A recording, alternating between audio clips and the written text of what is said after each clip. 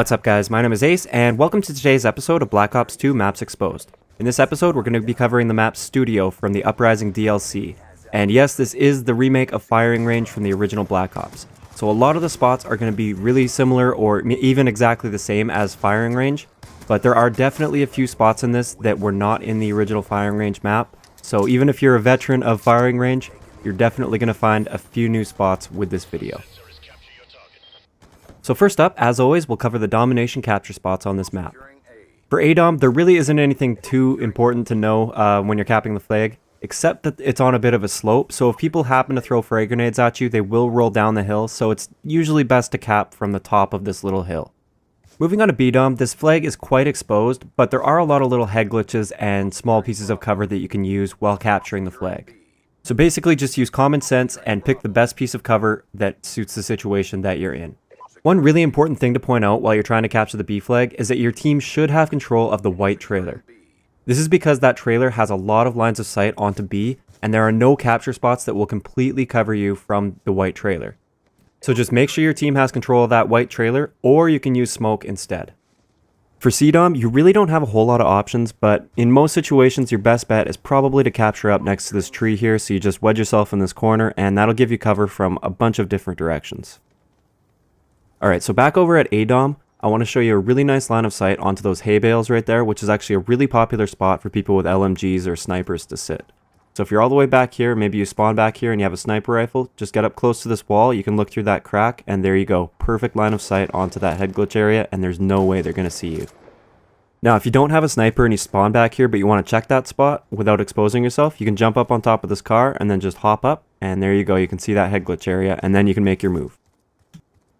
So next up, I have a couple of really nice lines of sight into the window right there that overlooks BDOM and a lot of the middle of the map. And it's from all the way back here. This typically works best with sniper rifles, but it'll work with LMGs and assault rifles as well. So you just hop up on this car, and there you go. You can look over top there.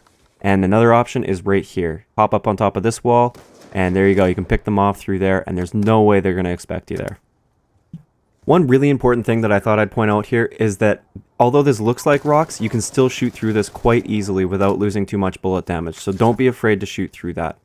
So now I just want to show you a couple different ways to get up into top 10 from over here. These were both in the original Firing Range maps, but if you didn't play the original Firing Range, then these are really important to know. So you can jump up either way there.